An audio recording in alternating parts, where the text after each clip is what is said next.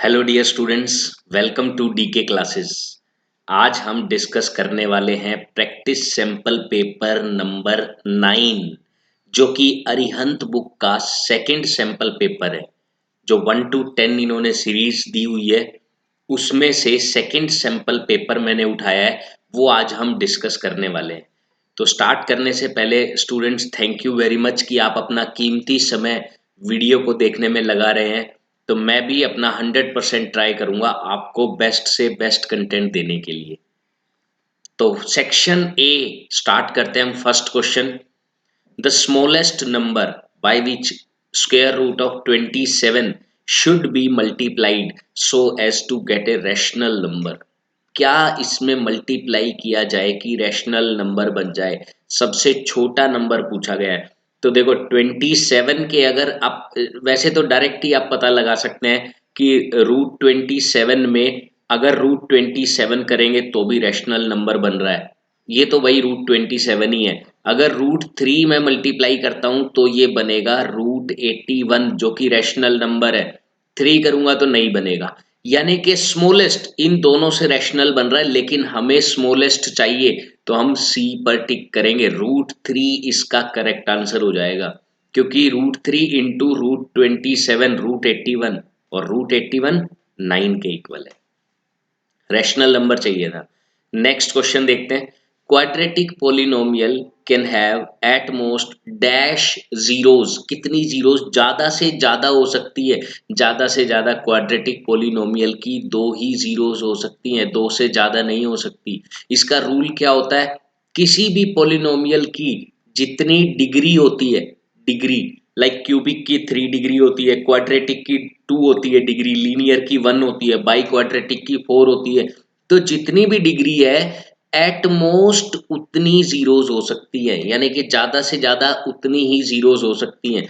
तो क्वाड्रेटिक में 2 ही जीरोस हो सकती है। कम से कम ऐसा भी हो सकता है कि एक भी जीरो ना हो, और ऐसा भी हो सकता है एक ही जीरो, ऐसा भी हो सकता है 2 जीरो। तो 2 से ज्यादा नहीं हो सकती, कम हो सकती है। तो एट मोस्ट 2 जीरोस इसकी पॉसिबल है क्वाड्रेटिक की। नेक्स्ट हम देखते हैं, the point of intersection of the coordinate axis. ये तो काफी बेसिक क्वेश्चन पूछ लिया। कोऑर्डिनेट एक्सिस का इंटरसेक्शन, जहां पर एक्स एक्सिस और वाई एक्सिस मिलते हैं, इस पॉइंट को क्या बोला जाता है? इस पॉइंट को बोला जाता है ओरिजिन। तो इस पॉइंट को ओरिजिन बोला जाएगा। ये सी ऑप्शन इसका करेक्ट हो जाएगा। सी ऑप्शन इसका करेक्ट होगा। नेक्स्ट क्वेश्चन हम देखते हैं। Question number 4, in a triangle ABC it is given that A B is equal to √3 centimetre, A C is equal to 2 centimetre, A D is bisector of angle A, यानी कि ये दोनों angles आपस में equal हैं।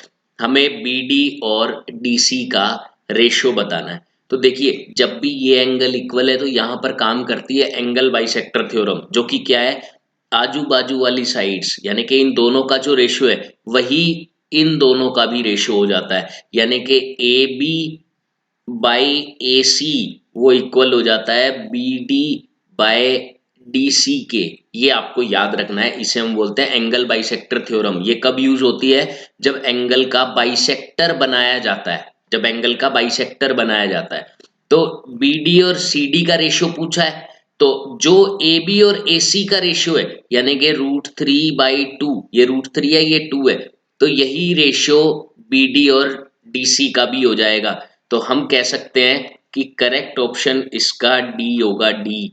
√3/2, √3/2 इसका correct option होगा। Next question देखते हैं।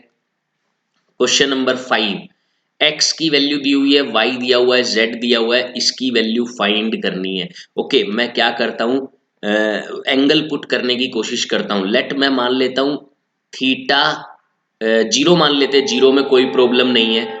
थीटा को मैंने जीरो मान लिया, 0 डिग्री। ओके, अब फाई एक और एंगल इसके अंदर यूज हो रहा है, उसको भी मैं लेट 0 डिग्री ही ले लेता हूं। तो अब देखते हैं, x equal to a into secant 0 1 होता है, कोस 0 भी 1 होता है, यानी कि x की वैल्यू a के इक्वल आ गई। सीकेंट 0 1, साइन 0 0, यानी कि y की वैल्यू तो 0 आ गई। और z c into tangent 0, z की वैल्यू भी 0 आ चुकी है। अब हमें इसकी वैल्यू पता करनी है। ओके, एक्स स्क्वायर अपॉन ए स्क्वायर प्लस वाई की वैल्यू तो 0 है, और एक्स स्क्वायर और ए स्क्वायर इक्वल है, तो ये कट हो जाएंगे, यानी कि 1 प्लस 0 बनता है 1, यानी कि हमें आंसर में 1 चाहिए। ओके, जेड भी 0 है, जेड मैं यहाँ पुट करता हूँ 0, तो ये 1 आ रहा है, और जेड यहाँ पुट करता हूँ 0, तो ये भी 1 आएगा, ये 1 नहीं आएगा, और ये 0 आएगा, यानी कि इन दोनों में से एक ऑप्शन हो सकता है। तो देखो 0 रखने पर दो ऑप्शन आ गए। अब हमें क्या करना होगा, अब मैं एज्यूम कर लूंगा इसको 45 डिग्री। 45 डिग्री हमेशा बेस्ट एंगल रहता है 45 डिग्री पुट करना। मैं थीटा को 45 पुट कर लेता हूं और फाई को भी 45 पुट कर लेता हूं। अब ये क्या बनेगा, देखो x equal to a, secant 45 होता है √2, और कोस 45 1/√2, यानी कि वापस x इक्वल टू ए आ गया। इसी तरीके से y equal to √2 1/√2, y equal to b आ गया, और z इक्वल टू 45 पे ये 1 हो जाता है, तो z इक्वल टू सी आ गया। अब मैं वैल्यू पुट करता हूं, x square by a square, दोनों इक्वल है, 1 बन गया। Y square by b square, y और बी भी इक्वल है, ये भी 1 बनेगा, यानी कि 1 + 1 2 चाहिए आंसर में। चेक करते हैं इन दोनों ऑप्शंस में से। मैंने z की जगह पुट किया c, क्योंकि z की वैल्यू c है, तो c square by c square, ये 1 हो गया, तो 1 + 1 2 इसी में आ रहा है, इसमें नहीं आ रहा, इसमें 0 आएगा, तो यही हमारा करेक्ट आंसर हो गया। ए पार्ट हमारा करेक्ट आंसर हो जाएगा, ए पार्ट हमारा यहां पर करेक्ट आंसर होगा, तो इसी को हम मार्क करेंगे, इसी को हम मार्क करेंगे। That 1 + z² by c square, value put करनी है आपको। अगर आप डायरेक्ट 45 पुट कर देते तो एक ही बार में आंसर निकल आता, और 0 पुट किया है तो दो ऑप्शन तो कम से कम रिजेक्ट हो ही गए। दो ऑप्शन में से अगर बाई चांस आपको तुक्का भी मार रहा है तो दो ऑप्शन आपके पास बचे हैं, दो में से प्रोबेबिलिटी 1/2 की हो जाती है। खैर तुक्का मारने की जरूरत नहीं है, कोई दूसरा एंगल पुट कर लें, जरूर आंसर निकल आएगा। नेक्स्ट क्वेश्चन हम देखते हैं, question number 6। A card is selected from A deck of 52 cards. एक कार्ड को सेलेक्ट किया गया है 52 कार्ड्स में से। प्रोबेबिलिटी क्या है कि वो ब्लैक फेस कार्ड होगा। देखो फेस कार्ड 6 होते हैं, red, jack, queen and king, और jack, queen and king. 6 red होते हैं और 6 होते हैं ब्लैक। टोटल फेस कार्ड 12 होते हैं, टोटल फेस कार्ड 12 होते हैं, तो ब्लैक कितने हैं 6, और डिवाइडेड बाय टोटल कार्ड्स हैं 52, प्रोबेबिलिटी आ गई 3/26। ए इसका करेक्ट ऑप्शन हो जाएगा, ए इसका करेक्ट ऑप्शन होगा, this one will be the correct option. Next question देखते हैं हम, question number 7। a 2n plus 13, b n plus 7, where n is natural number, then HCF of a and b, a और b का HCF, HCF क्या होता है, common factor. क्या कुछ कॉमन आ रहा है, इन दोनों में कुछ भी कॉमन नहीं है, तो इसका मतलब HCF इज 1 ओनली, HCF 1 हो गया। जब कुछ भी कॉमन ना हो तो 1 तो हमेशा कॉमन होगा ही होगा, तो 1 उसका HCF हो जाएगा। नेक्स्ट क्वेश्चन देखते हैं, question number 8। The sum and product of zeros of quadratic polynomial are 1/3 and -2। तो corresponding quadratic polynomial क्या है, चेक करेंगे हम कि सम किसका 1/3 आ रहा है और प्रोडक्ट किसका -2 आ रहा है। हमने चेक किया, प्रोडक्ट -1 आ रहा है, प्रोडक्ट -1/4 आ रहा है, प्रोडक्ट इधर मैंने देखा -4 आ रहा है, प्रोडक्ट -2 आ रहा है। एक ही ऑप्शन मिल गया मुझे, एक ही ऑप्शन है। अब आप चाहें तो इसमें सम भी चेक कर सकते हैं कि वेरीफाई हो रहा है कि नहीं हो रहा, पर जब एक ही ऑप्शन है तो जरूर होगा। दो ऑप्शन होते तब हमें सम चेक करने की जरूरत थी, लेकिन अब तो दो ऑप्शन है ही नहीं, तो एक ही ऑप्शन है -2, इसी के अंदर ही -2 प्रोडक्ट बन रहा है। C/A किया है मैंने, सिर्फ C/A, क्योंकि वही होता है प्रोडक्ट। नेक्स्ट क्वेश्चन देखते हैं, in the given figure, P, Q are the point of trisection of the line segment joining this and this। Then y किसके इक्वल होगा, y हमें बताना है। y देखो क्या है, ट्राइसेक्शन का मतलब तीनों पार्ट इक्वल है, यानी कि इन दोनों का मिड पॉइंट q हो गया। p और b का मिड पॉइंट q है, सीधा मिड पॉइंट फॉर्मूला लगाओ, that x1 plus x2 by 2 is equal to x, ये बीच वाला पॉइंट, लेकिन उसकी हमें जरूरत नहीं है, तो हम y वाला लगाएंगे, y1 plus y2 by 2 is equal to y, तो क्या होगा, -3 और -5 का सम हुआ -8, बाय 2 करेंगे तो -4 आ जाएगा। इट मीन्स सी इसका करेक्ट ऑप्शन हो जाएगा, सी इसका करेक्ट ऑप्शन हो जाएगा, ये इसका करेक्ट ऑप्शन होगा। ओके, नेक्स्ट क्वेश्चन देखते हैं, काफी इजी था ये तो। In the given figure P Q parallel to B C, parallel दी हुई है, तो हम यहाँ पर थेल्स थ्योरम का भी यूज कर सकते हैं, यानी कि बीपीटी का, या सिमिलरिटी वाला क्राइटेरिया भी लगा सकते हैं, वो क्वेश्चन में क्या पूछा गया है उस पर डिपेंड करता है। फाइंड ए क्यू हमें निकालना है, सिंपल बीपीटी लगा दो, 4/6 इक्वल टू 6/x, बस इतना ही, 4/6 इक्वल टू 6/x, 36/4 ये हो जाएगा 9, तो सी इसका करेक्ट ऑप्शन हो जाएगा, सी इसका करेक्ट ऑप्शन होगा, 9 सेंटीमीटर इसका करेक्ट ऑप्शन हो गया। नेक्स्ट क्वेश्चन हम देख लेते हैं, क्वेश्चन नंबर 11, ये भी साइन कोस में दिया हुआ है, ऐसे क्वेश्चंस में मुझे पता है एंगल पुट करने पर ही हम इजीली सोल्व कर सकते हैं। थीटा को मैं 0 पुट कर लेता हूं, देखो एंगल पुट करने की कंडीशन ये होती है कि आप कोई भी एंगल पुट कर सकते हैं, बस नॉट डिफाइंड नहीं बनना चाहिए, फिर कोई प्रॉब्लम नहीं है। मैंने 0 रखा तो cos 0 तो 1 होता है, x की वैल्यू 1 आ गई, x की वैल्यू 1 आ गई। ओके, यहां रखा, टेंजेंट 0 0 होता है तो y की वैल्यू 0 आ गई, y की वैल्यू 0, हमें निकालना है x स्क्वायर यानी कि 1 का स्क्वायर माइनस y स्क्वायर यानी कि 0 का स्क्वायर, ये तो 1 आ गया, और 1 मुझे दिख रहा है डी ऑप्शन के अंदर, इट मींस डी ऑप्शन इसका करेक्ट ऑप्शन है, डी इसका करेक्ट ऑप्शन है, 1 1 इसका करेक्ट ऑप्शन हो जाएगा। दैट्स ऑल, इतना सही था ये क्वेश्चन। नेक्स्ट हम देख लेते हैं, a girl calculates the probability of her winning the first prize in a lottery, first prize win करने की प्रोबेबिलिटी इतनी है, if 6000 tickets are sold then total number of tickets she bought is, देखो total number जो उसने खरीदी वो favourable outcomes हो जाएंगे, और टोटल नंबर ऑफ टिकट जो बेची गई है वो टोटल आउटकम्स हो गए। अब ये इक्वल है, favourable outcome by total outcome is equal to probability यानी कि 0.08, ये इसके इक्वल हो गया, क्रॉस मल्टीप्लाई ही तो करना है, देन यू विल गेट 480, 6 8 जा 48, तो 480 इसका करेक्ट ऑप्शन हो जाएगा। दैट्स ऑल, काफी सिंपल क्वेश्चन, प्रोबेबिलिटी का बिल्कुल बेसिक क्वेश्चन दिया हुआ है।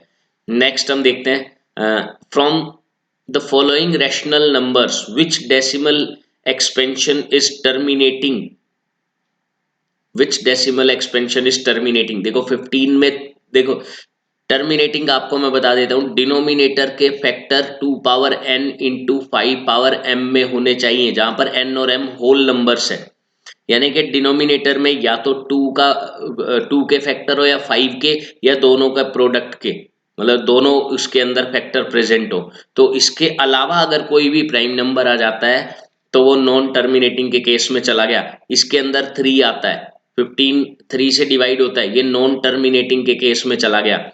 160 को बाद में देखते हैं, 160 60 देख लेते हैं, 60 भी 3 से डिवाइड होता है, तो ये भी नॉन टर्मिनेटिंग के खाते में चला गया। 35 में 7 आता है, तो ये भी नॉन टर्मिनेटिंग के खाते में चला गया, तो बचा ही एक ऑप्शन।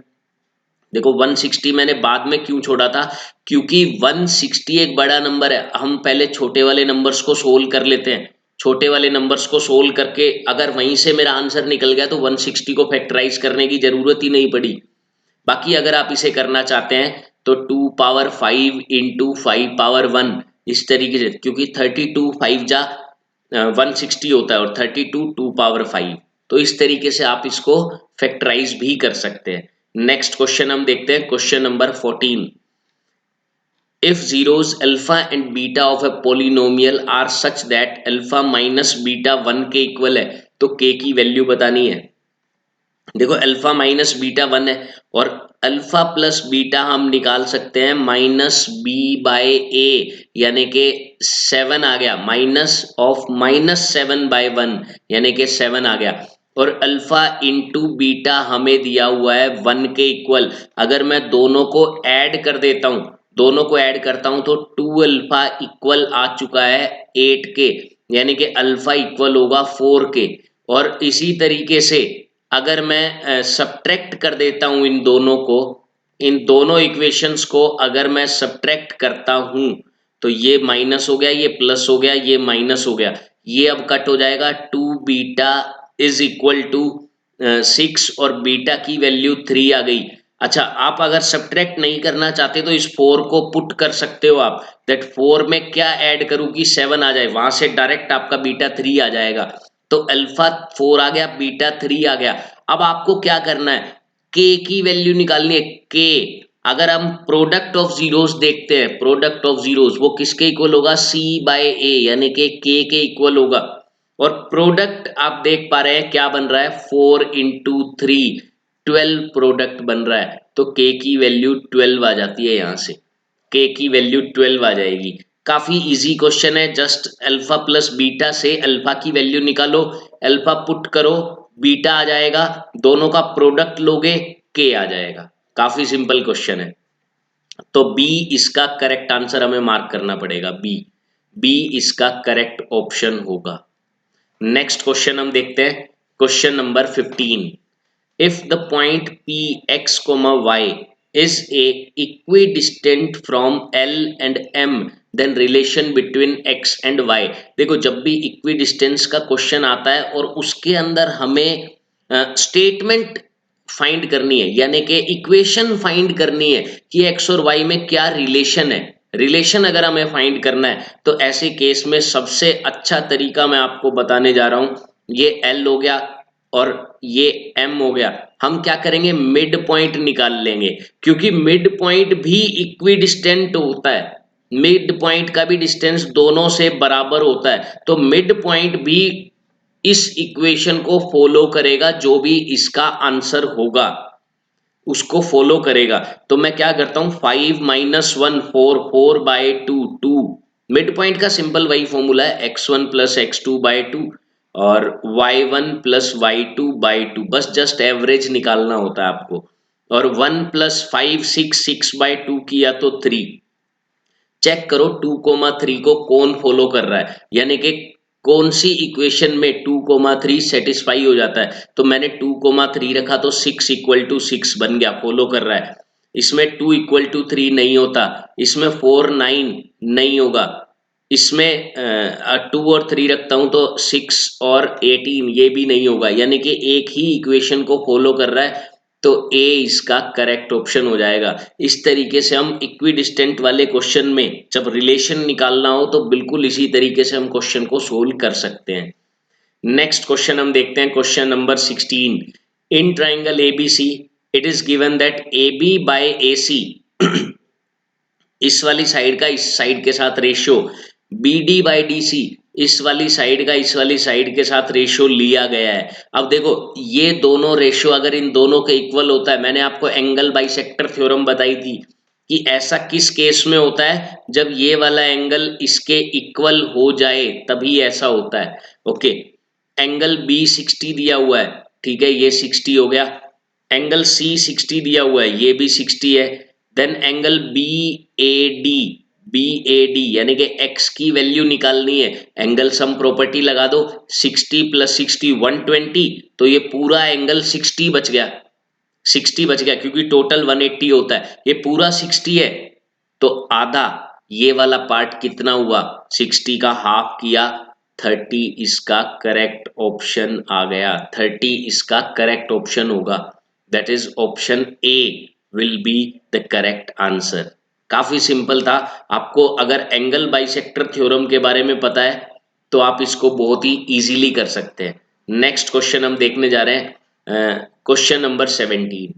इफ साइन ए और कोस ए इक्वल है तो ए किसके इक्वल होगा? देखो ये हमें बहुत ही अच्छे तरीके से पता है कि 45 डिग्री पर साइन और कोस दोनों इक्वल होते हैं, दोनों की वैल्यू 1/√2 और 1/√2 होती है।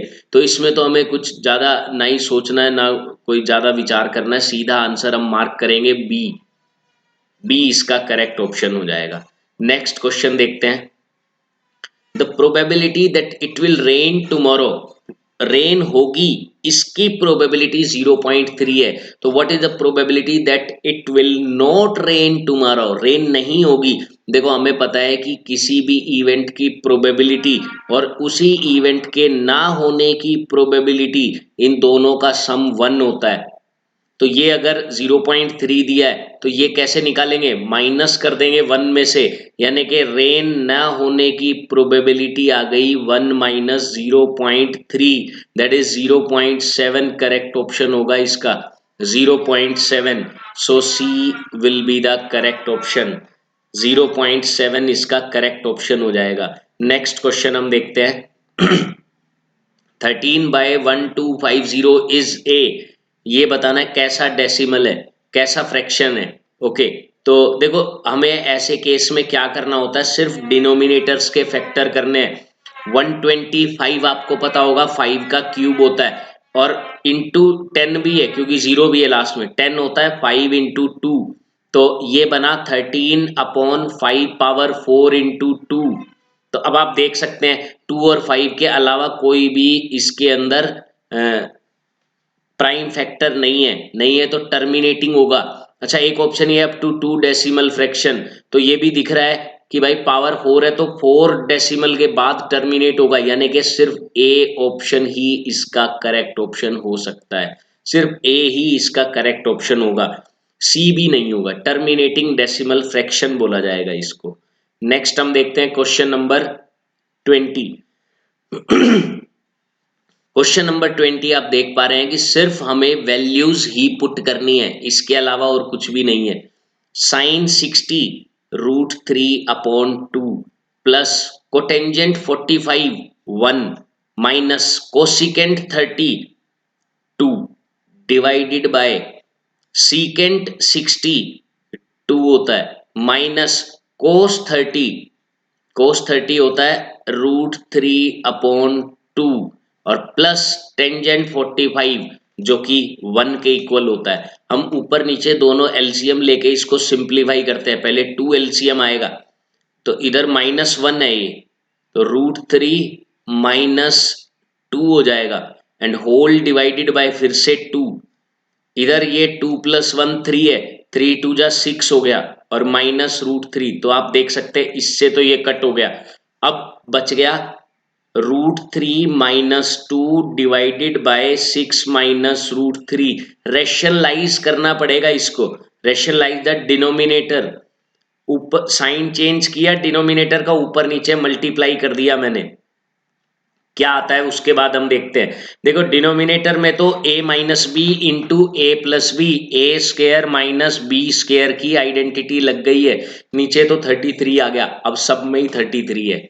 अब हम ऊपर देखते हैं, सबसे पहले √3 और 6 को मल्टीप्लाई किया तो ये बना 6√3, फिर √3 और √3 को मल्टीप्लाई किया तो ये बना 3, देन -2 और 6 को किया तो -12, और -2 और √3 को किया तो -2√3। अब अगर मैं इसको फाइनली सिंप्लीफाई करता हूं तो देखो नीचे तो 33 बन गया, 3 - 12 बन रहा -9, -9 कहां पर है? एक ही ऑप्शन में मुझे दिखाई दे रहा है, तो यही इसका करेक्ट ऑप्शन हो जाएगा, यही इसका करेक्ट ऑप्शन होगा, ऑप्शन ए इसका करेक्ट ऑप्शन हो जाएगा। ओके नेक्स्ट क्वेश्चन हम देखते हैं, क्वेश्चन नंबर 21। तो स्टूडेंट्स हम सेक्शन ए कंप्लीट कर चुके हैं। हर बार की तरह आपको कमेंट करना है कि yes sir I am watching the video till now. Section A के बाद हम आते हैं सेक्शन बी पर, जिसके अंदर अगेन 20 क्वेश्चंस होंगे, और उसके बाद हम आएंगे सेक्शन सी पर जिसके अंदर 10 क्वेश्चंस होते हैं जो कि 2 केस स्टडीज में बटे होते हैं। ओके, तो product of HCF and LCM of smallest prime number and smallest composite number is. देखो क्या पूछा है, पहले तो स्मॉलेस्ट प्राइम नंबर होता है 2, प्राइम नंबर 2 से शुरू होते हैं, 2 3 5 7 11, ये प्राइम नंबर्स हैं जिसके दो से ज्यादा फैक्टर नहीं हो सकते। और कंपोजिट नंबर होते हैं जिसके दो से ज्यादा फैक्टर हो सकते हैं। स्मॉलेस्ट कंपोजिट नंबर 4 होता है। देखो प्राइम नंबर होते हैं 2 3 5 7 11 13 19, ये सारे के सारे प्राइम नंबर्स हैं। कंपोजिट नंबर की अगर मैं बात करता हूं तो 4 6 8 9 10 12 14 15 16, इधर एक 17 भी रह गया, 17 प्राइम नंबर होता है। ओके, इस तरीके से ये कंपोजिट नंबर्स है। अब अगर हम स्मॉलेस्ट की बात करें, हाँ इसमें आपको एक बात ध्यान रखनी है कि 1 एक ऐसा नंबर है जो कि नाइदर प्राइम नॉर कंपोजिट, ना तो ये प्राइम की कैटेगरी में आएगा ना कंपोजिट की कैटेगरी में आता है। अब हम देखते हैं स्मॉलेस्ट प्राइम नंबर हो गया 2 और स्मॉलेस्ट कंपोजिट नंबर हुआ 4। अब इनके HCF और LCM का प्रोडक्ट पूछा है। हमें पता है कि HCF और LCM का प्रोडक्ट दोनों नंबर के प्रोडक्ट के ही इक्वल होता है। इट मीन्स उनके HCF और LCM का प्रोडक्ट 8 हो जाएगा।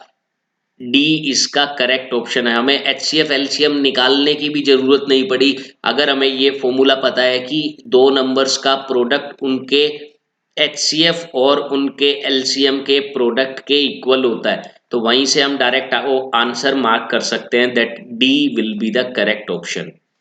नेक्स्ट क्वेश्चन की तरफ हम बढ़ते हैं। Question number 22, if alpha and beta are the zeros of quadratic polynomial and if alpha square plus beta square 8, then k की वैल्यू क्या होगी। यहाँ पर ये k है। ओके, हम क्या करते हैं, एक आइडेंटिटी यहाँ पर हम यूज करने जा रहे हैं। वो क्या है कि अल्फा प्लस बीटा का होल स्क्वायर इक्वल होता है alpha square plus beta square plus 2 alpha beta. ये आइडेंटिटी मैं यूज करूंगा यहाँ पर। ओके, अल्फा प्लस बीटा क्या क्या है यहाँ पर, -k/2, -k/2 -b/a वाला रूल लगाया मैंने अल्फा प्लस बीटा निकालने के लिए, इज इक्वल टू, ये मुझे पता है alpha square plus beta square 8 दिया हुआ है, इसकी जगह 8 रख दिया, प्लस 2 इंटू अल्फा बीटा के लिए c/a लगा दो, 4/2 यानी कि 2 हो जाएगा। तो ये क्या बना finally, k²/4 is equal to, ये तो हुआ 4, 4 + 8 12, और 12 4 जा 48, k² इज इक्वल टू 48। तो अब या तो ऑप्शन से चेक कर लो कि किसका स्क्वायर 48 आ रहा है, तो इधर देखते हैं तो 16 और इसका स्क्वायर 3, तो 16 3 जा 48, इसी का 48 आ रहा है स्क्वायर अगर हम करते हैं तो इसी का, यानी कि k क्या है, +/4√3, या आप डायरेक्ट फाइंड भी कर सकते हैं, k होगा +/√48, और 48 को 16 × 3 लिखकर 4√3 लिखा जा सकता है। तो a इसका करेक्ट ऑप्शन हो गया। इस आइडेंटिटी का यूज किया मैंने यहां पर। नेक्स्ट क्वेश्चन देखते हैं।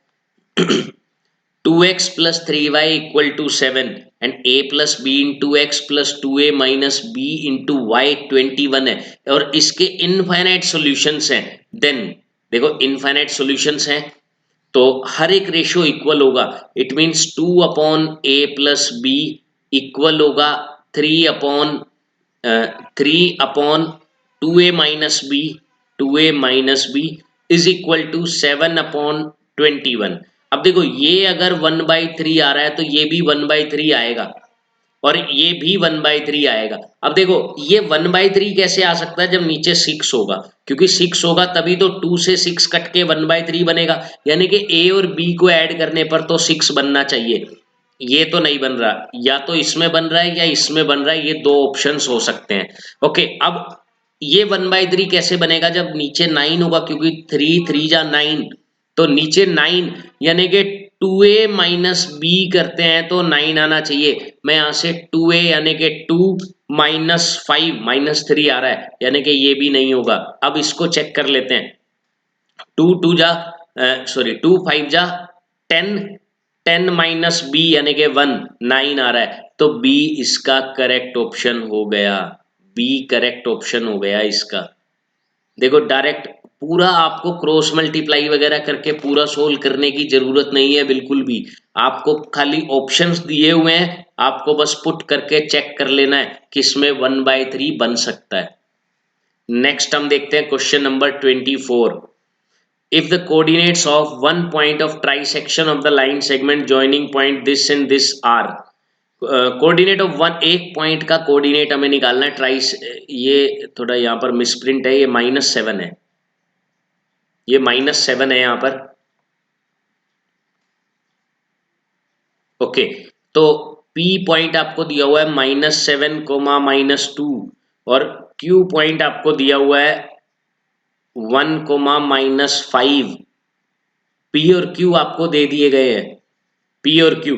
हमें ट्राइसेक्शन होता है जो कि 2:1 में डिवाइड करे, या फिर जैसे ये 2 पार्ट है और ये 1 पार्ट है, तो 2:1 हो गया ये वाला, जो ये पॉइंट है ये इसे 2:1 में डिवाइड कर रहा है, 2:1 में। और ये वाला जो पॉइंट है, ये वाला पॉइंट इसे डिवाइड कर रहा है, इधर एक पार्ट रह गया 1 और इधर 2 पार्ट हो गए, तो ये 1:2 में डिवाइड कर रहा है। तो ये दोनों ही पॉइंट्स हमें निकालने पड़ेंगे ताकि एक पॉइंट का पता चल सके। ठीक है, मैं सबसे पहले आगे वाला पॉइंट निकालता हूँ, ये वाला point.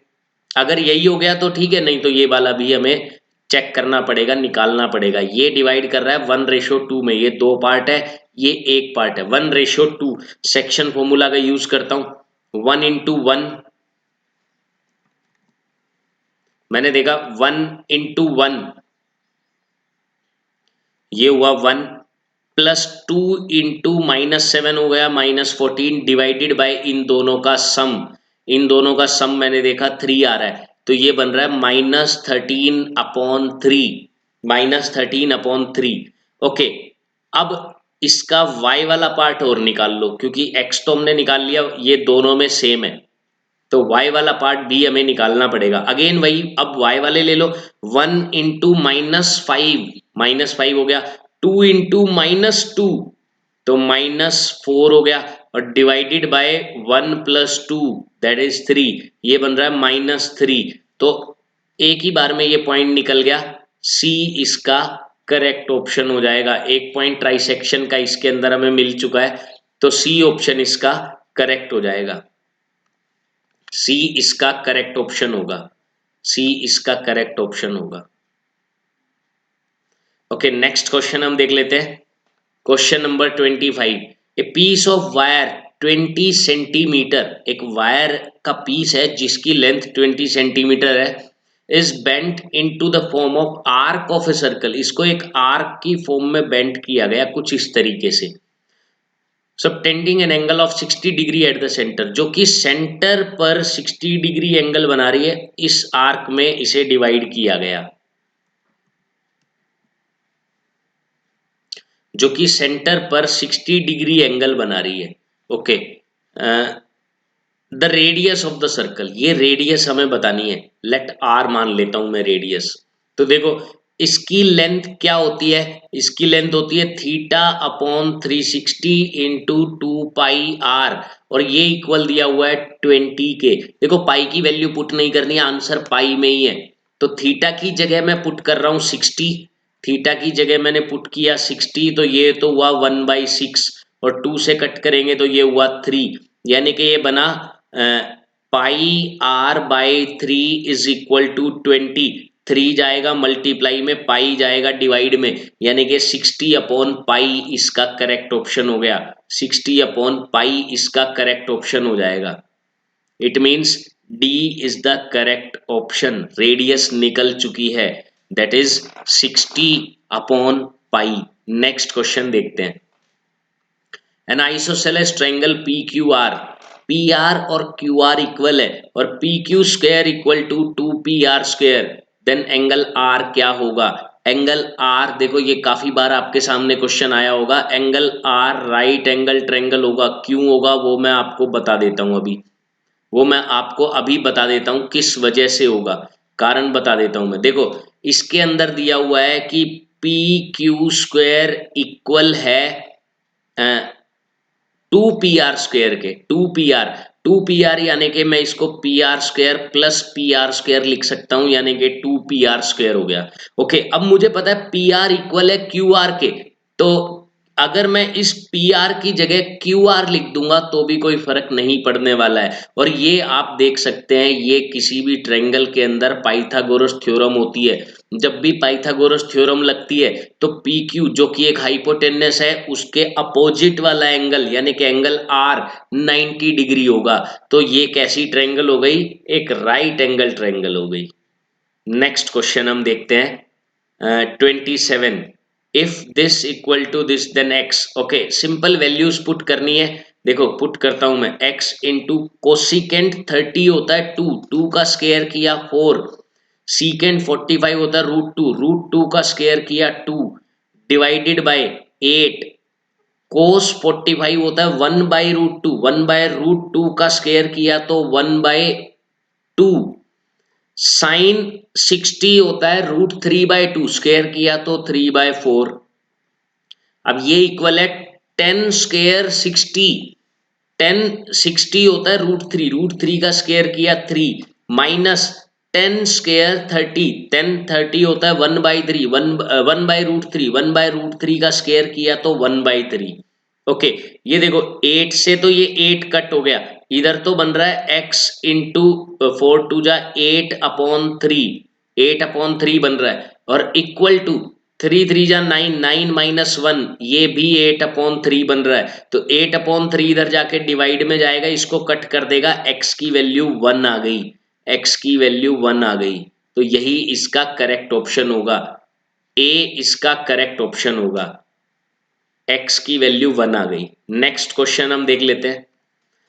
2 dice are thrown simultaneously, 2 dice को एक साथ फेंका गया, then the number of possible outcomes for getting the sum from 3 to 10, 3 to 10 sum आ जाए, इसके पॉसिबल आउटकम्स क्या है? देखिए इसके अंदर मैं आपको एक टेबल पहले भी बता चुका हूं, अब भी बता रहा हूं, वो आपको टेबल बनानी आनी चाहिए। अगर वो आपको आती है तो सम वाले क्वेश्चन चुटकियों में आप कर देंगे। क्या सम 2 हो सकता है, 3 हो सकता है, 4 हो सकता है, 5 6 7 8 9 10 11 12, ये सम हो सकते हैं। ओके, कितने कितने केसेस होते हैं इनके, वो भी आपको ध्यान रखना है। 2 सम आ जाए ऐसे एक केस, 2 3 4 5 6 5 4 3 2 1, ये केसेस होते हैं, ये भी आपको याद रख, वैसे तो बहुत इजी है, याद अपने आप ही हो जाएगा। अब ये कह रहा है 3 to 10 वाले सम, यानी कि देखो 2 वाला नहीं है और ये 11 12 नहीं है, यानी 2 वाले कितने केस बन रहे हैं, एक 11 और 12 सम हो जाए ऐसे कितने केस बन रहे हैं, 3, तो ये 3 और एक 4, ये 4 केस हटा दो 36 में से, ये 4 केस हटा दो, 32 केस बन गए जिनके अंदर सम 3 से लेकर 10 तक होगा। चाहो तो इनको अलग अलग से आप ऐड कर सकते हो, ये 2 है यहाँ पर, ये 2 है यहाँ पे। Okay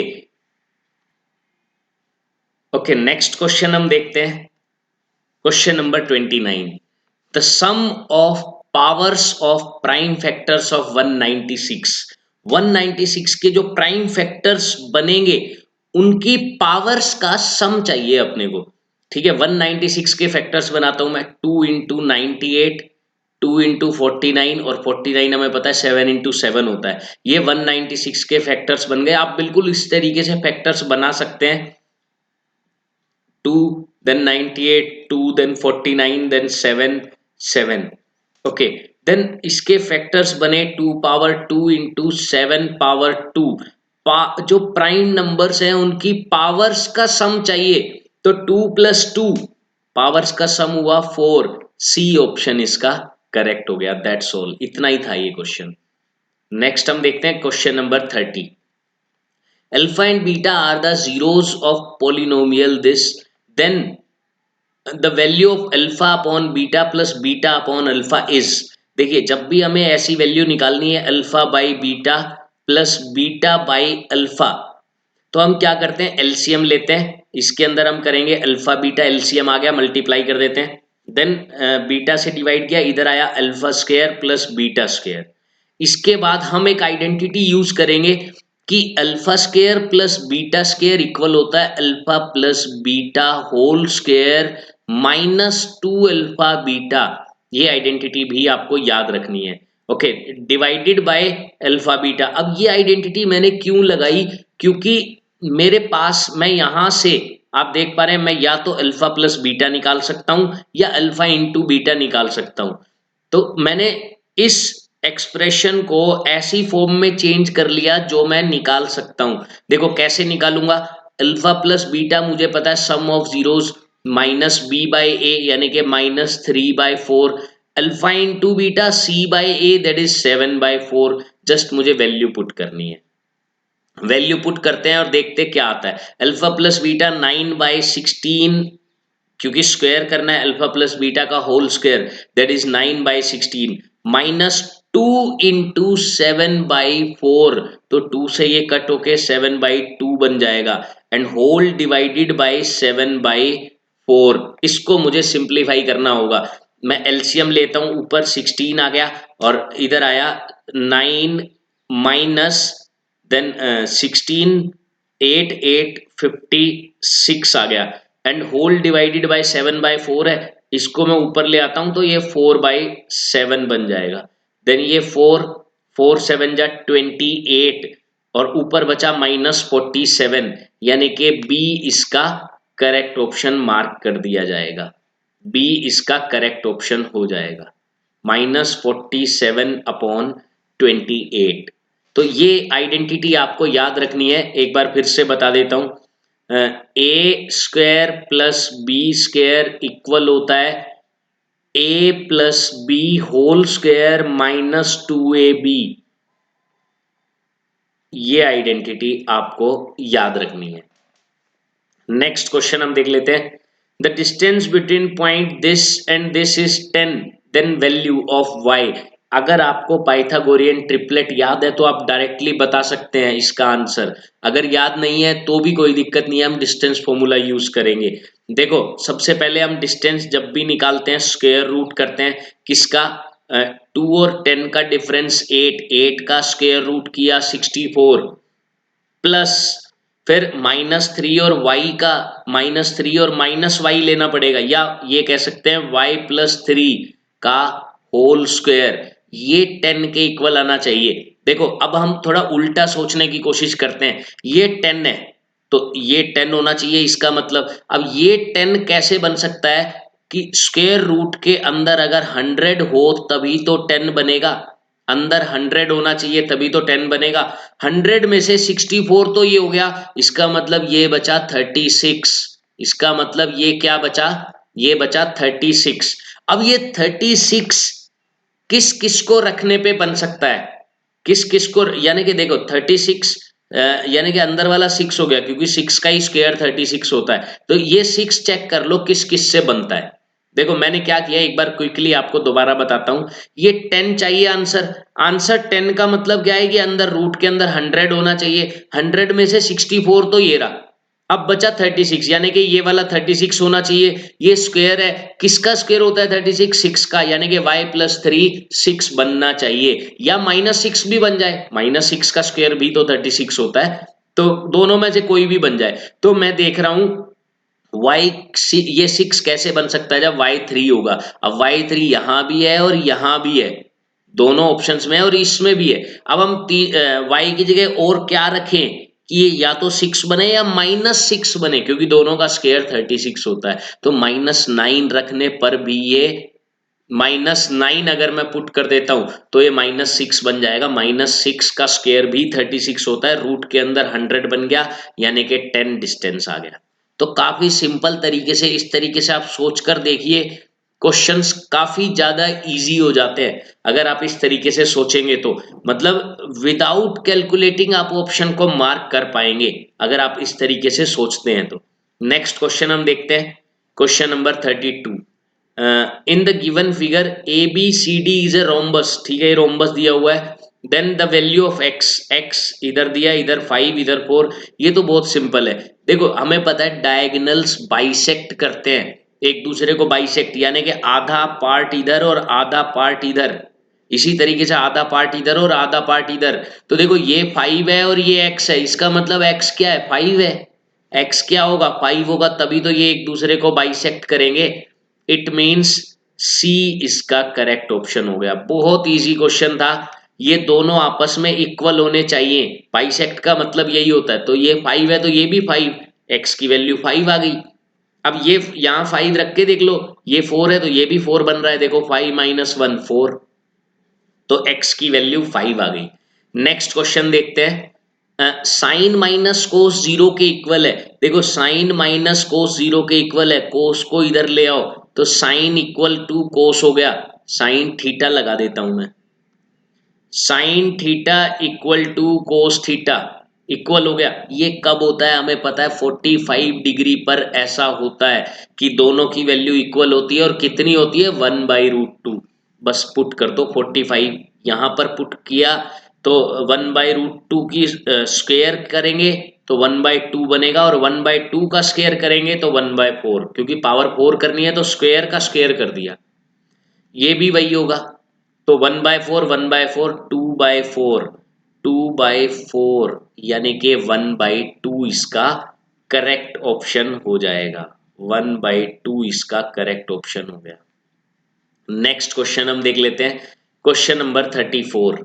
A letter is chosen at random from the English alphabets, find the probability that letter chosen succeeds V. V के बाद आता हो लेटर, ऐसा चूज करना है। वी के बाद कितने लेटर आते हैं, W, X, Y, Z, 4 letter आते हैं तो 4 ऊपर रहेगा। और डिनोमिनेटर में टोटल लेटर कितने होते हैं, 26, तो 2/13 यानी कि ए ऑप्शन इसका करेक्ट हो गया। ए ऑप्शन करेक्ट हो जाएगा इसका।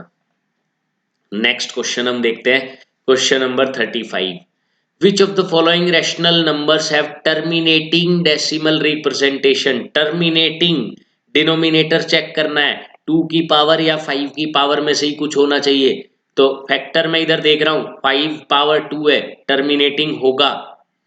ये इसके अंदर 3 आता है नॉन टर्मिनेटिंग, ये भी 3 आता है नॉन टर्मिनेटिंग, ये भी 2 और 5 की पावर्स में से ये भी टर्मिनेट होगा।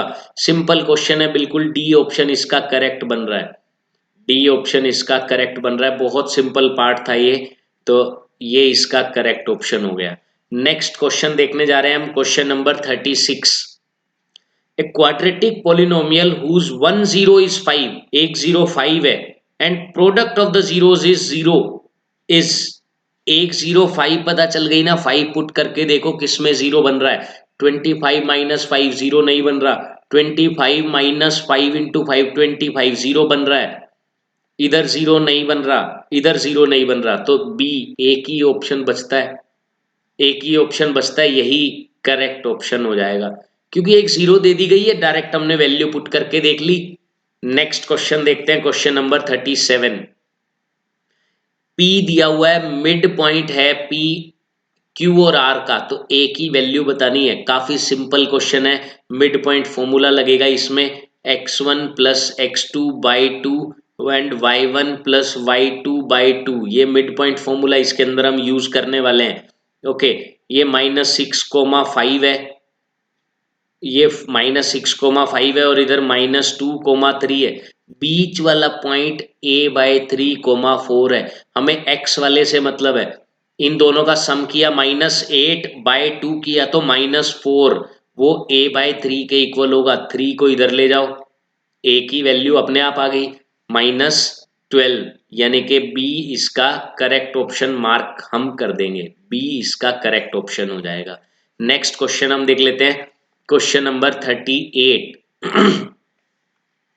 The sides of triangle are 30, 70 and 80 units. If an altitude is dropped upon the side of length 80 units, okay, the larger segment cut off on the side.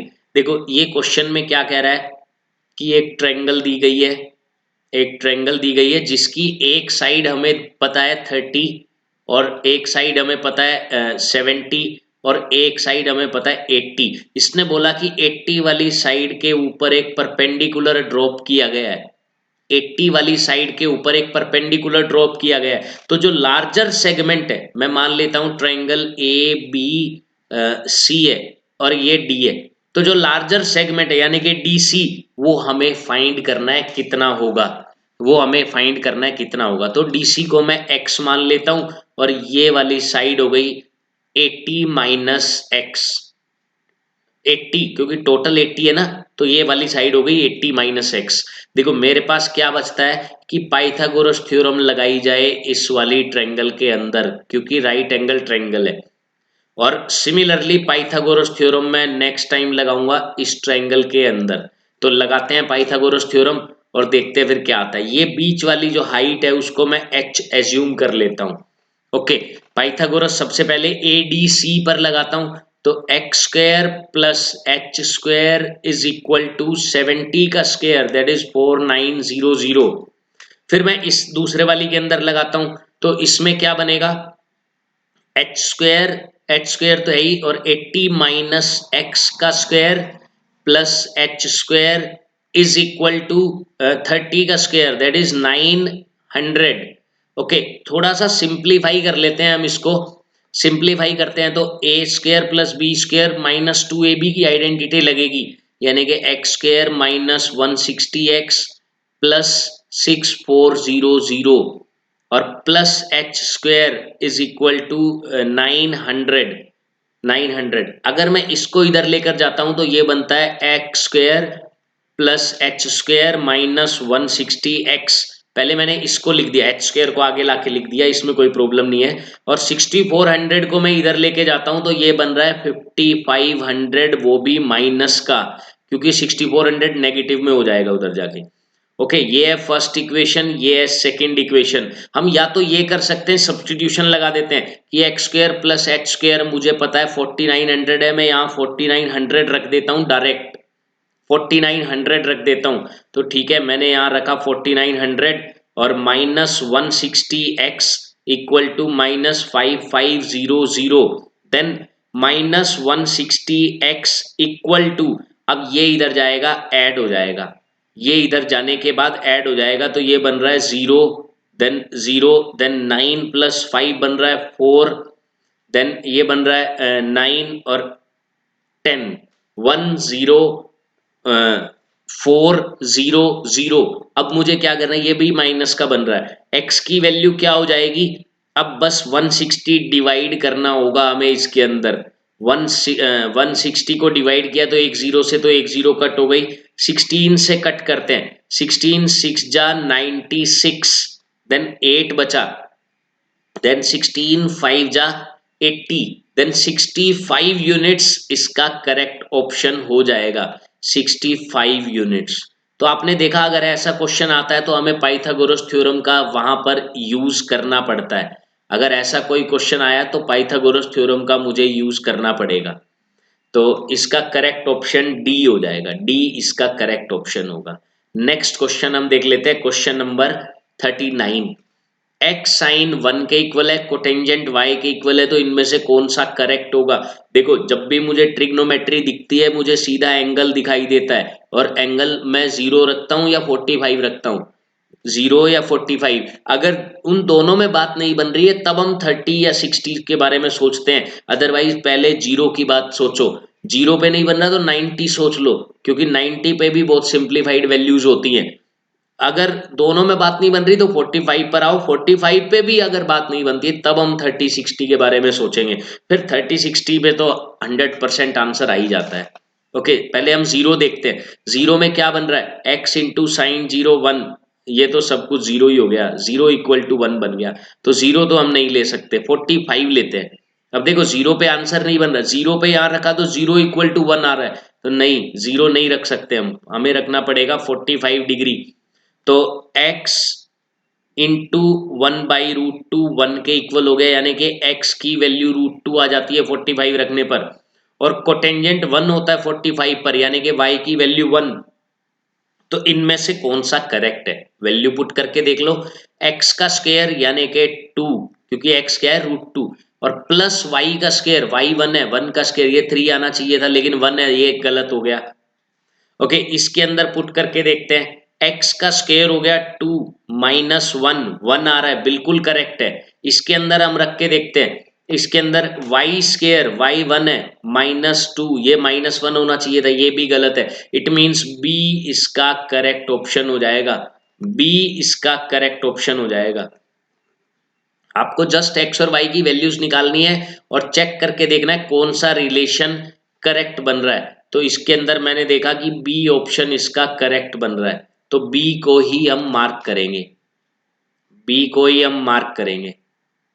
Okay, next question हम देखते हैं, question number 40।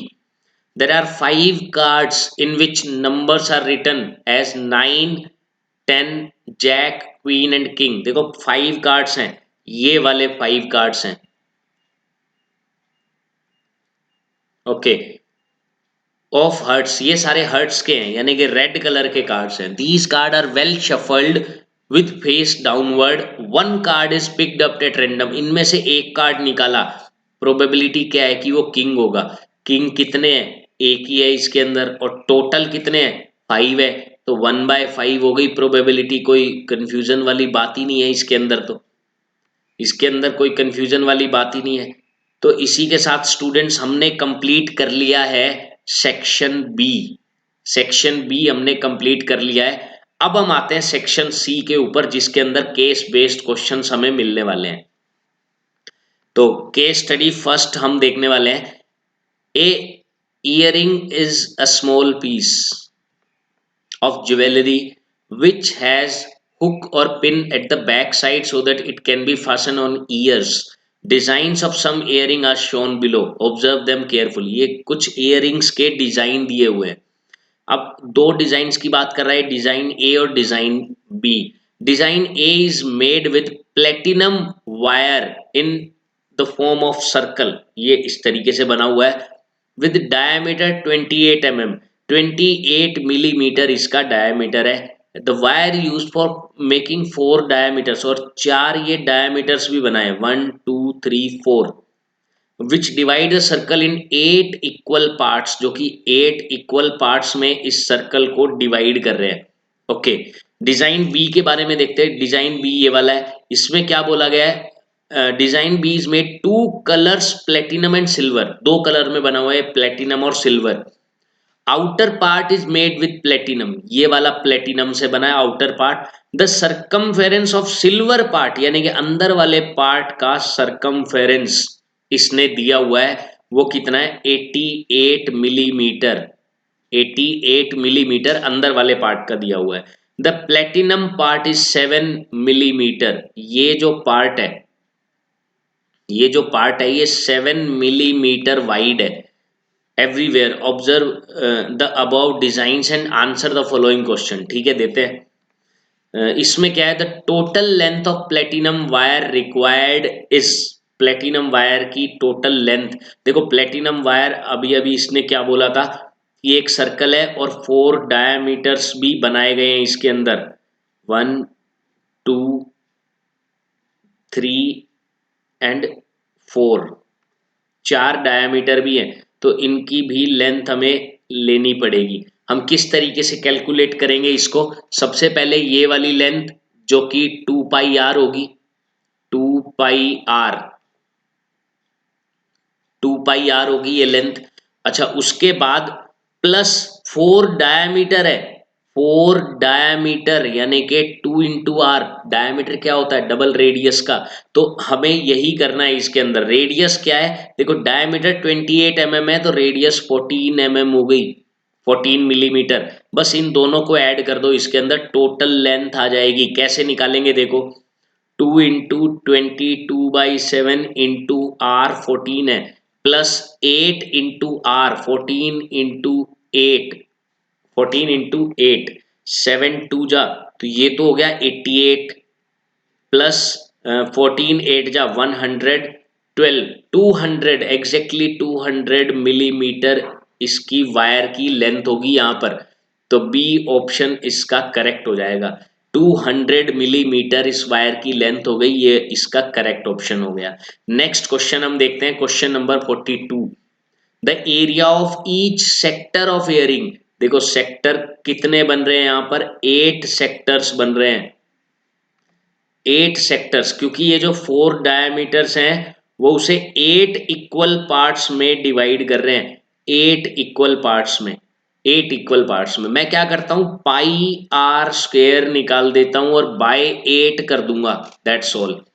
Pi that is 22/7, r 14, 14 upon कर दिया 8, तो 7 2 जा 14, then 2 से मैंने cut किया 4, ओके, देन 4 से 2 पे कट हुआ 7 और 2 पे कट हुआ 11, 11 7 जा 77, इट मींस सी इसका करेक्ट ऑप्शन हो गया, सी इसका करेक्ट ऑप्शन हो जाएगा, सी इसका करेक्ट ऑप्शन है। नेक्स्ट क्वेश्चन हम देख लेते हैं। अब आ रहा है refer to design B, design B की बात कर रहा है, जिसके अंदर इस तरीके से 2 सर्कल्स थे, इस तरीके से, ओके।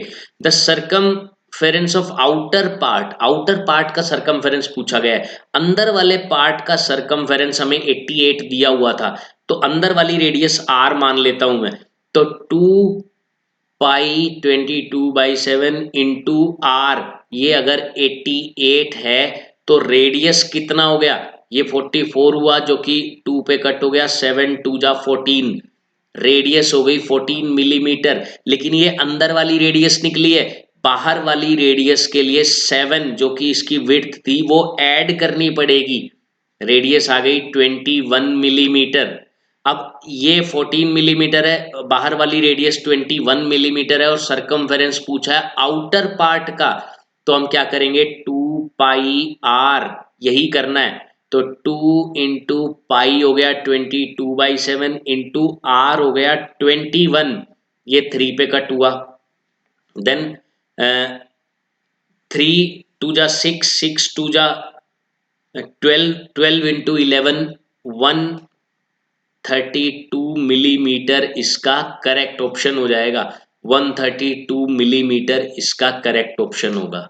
ओके, नेक्स्ट हम देखते हैं क्वेश्चन नंबर, अभी हमने किया 43, ओके 44 देखते हैं हम, question number 44। The difference of areas of platinum and silver part is, areas का डिफरेंस निकालना है। देखो अंदर वाले की रेडियस है, अभी अभी हमने कैलकुलेट की थी 14, और जो बाहर वाला पार्ट है प्लेटिनम वाला, उसमें 7 ऐड किया था, उसकी रेडियस आई थी 21, तो बाहर वाले पार्ट का एरिया क्या हुआ, पाई इंटू 21 का स्क्वायर यानी कि 441, माइनस अंदर वाले सर्कल का एरिया जो कि क्या है, pi into 14 square that is 196, तो ये बनेगा 245 स्क्वायर, 245 पाई, पाई इसमें एक्चुअली कॉमन लेना है क्योंकि आंसर में हमें पाई दिया हुआ है, तो इसलिए हम पाई कैलकुलेट नहीं करेंगे, यहाँ पर पाई की वैल्यू पुट नहीं करेंगे, पाई हमें दिया हुआ है ऑप्शंस में, तो सीधा 245 pi millimetre square. Next question देखते हैं हम, a boy is playing with brooch B, he makes revolution with it along its edge, ये इसके बाहर की तरफ ऐसे रिवॉल्यूशन लगा रहा है, how many complete revolutions must it take to cover 160 pi millimetre, कितने रिवॉल्यूशन लगाए कि 168 पाई बन जाए। देखो एक रिवॉल्यूशन में कितना डिस्टेंस कवर होगा, जितना इसका सरकमफेरेंस है 2 पाई आर, जो कि हम ऑलरेडी निकाल चुके हैं, इसमें हमने निकाला था 132 मिलीमीटर, 132 बाहर वाले का लेना है, बाहर वाले का, अंदर वाले का मत लेना, 132, ये वन सॉरी इसमें पाई में दिया हुआ है ना, तो हम पाई में ही रखेंगे, इसको पाई में रखेंगे, 2 पाई आर, आर की जगह बस मैं 21 रख देता हूं, यानी कि 42 पाई हो गया, 42 पाई, 42 पाई। अब हमें कवर कितना करना है, 168 पाई, सीधा डिवाइड कर दो, 168 पाई डिवाइडेड बाय 42 पाई, देखो जब पाई में दिया हुआ है तो ज्यादा इजी हो जाता है क्वेश्चन, हम क्यों एग्जैक्ट वैल्यू लें, 132 लेने की जरूरत ही नहीं है, क्योंकि पाई से पाई कट हो रहा है, ये 4 पे कट हो गया, यानी कि 4 कंप्लीट रिवॉल्यूशन इसे लेने पड़ेंगे, 4 कंप्लीट रिवॉल्यूशन इसे लेने पड़ेंगे। तो यही इसका करेक्ट ऑप्शन है। ओके, नेक्स्ट केस स्टडी हम देखते हैं, case study 2, that Palak went to a mall with her mother and enjoy rides on giant wheel and play hoopla, a game in which you throw a ring on the items kept in stall.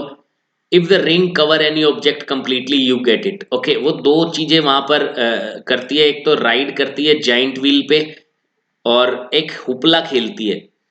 The number of time she played hoopla, hoopla जितने times वो खेलती है वो आधा है, half है किसका, number of time she ride the giant wheel. Okay, if she if each ride cost ₹3, ride की जाइंट व्हील पे 3 रुपए लगते हैं और हुपला के 4 रुपए लगते हैं, और उसने 20 रुपए टोटल खर्च किए, तो based on the above information give the answer. ठीक है, आंसर करते हैं, देखो the representation of given statement algebraically. Okay, देखो जाइंट व्हील पे और हुपला ये दो चीजें दी गई है, तो जाइंट व्हील मैं मान लेता हूं एक्स बार वो जाइंट व्हील पर चढ़ी, एक्स बार वो जाइंट व्हील पर उसने राइड की, और वाई टाइम्स उसने हुपला खेला। अब इसने एक स्टेटमेंट दी हुई थी, ये वाली स्टेटमेंट आप देखिए, the number of time she played hoopla, hoopla half है किसका, जाइंट व्हील का, तो जाइंट व्हील डबल हो गया ना, जाइंट व्हील क्या हो गया, डबल हो गया किसका, हुपला वाले का, यानी कि वाई का डबल, वाई का डबल जाइंट व्हील हो गया।